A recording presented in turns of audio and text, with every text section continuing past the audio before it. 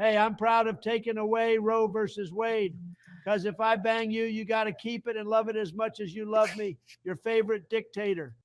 Your favorite dictator. Now, I'm assuming this is real, but I can tell. Is it real or is it? The truth is that that one I actually could have believed was real. Right. Because he would say something like that. Right. He would totally say something like that. 100%. There's no way he wouldn't say something like that. He says, you're not going to be a dictator, are you? I said, no, other than day one. We're closing the border and we're drilling. After that, I'm not a dictator, okay? I mean, he says this.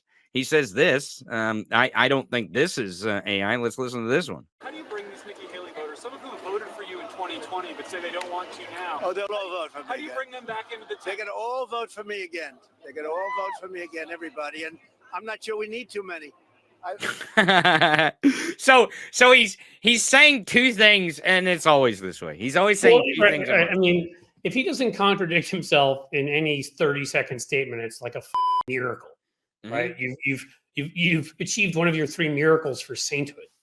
He's a complete moron. But it is funny because if we were willing to sort of just take the last part of that clip and show that to that number we have, right? That 43% of Nikki Haley voters we know, at least in Iowa. I haven't seen a number out of New Hampshire. I'm sure it's even bigger because considering so many of them were non-Republicans who voted for her. But that 43% number in Iowa that said that they'd vote for Biden over Trump if that was the choice. And I did see a lot of interviews with individuals, even some who voted for him in 2020, who were just like, okay, they were even like, okay, dude, I up. All right. I admit, like, there's something wrong with me. I am starting to regret my vote for Trump. I know. You guys, I know. I was like you. It'll be fun. It'll be funny. Burn it down. Burn the Constitution down. And I'm seeing a shrink. I'm figuring it out. This is a safe place. It's a place where we can feel free sharing our feelings. Think of my office as a nest in a tree of trust and understanding. We can say anything here. Anything. It's okay, honey. That's why we came.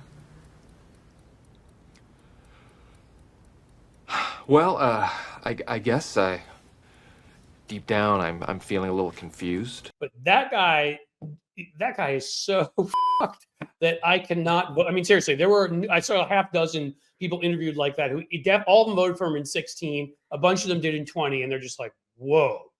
That's enough of that, right? Hello, we're from the Northeast.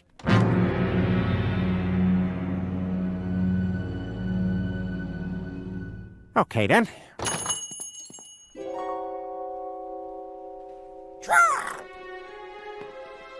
Trump! Trump! Trump! Trump! Trump! Trump!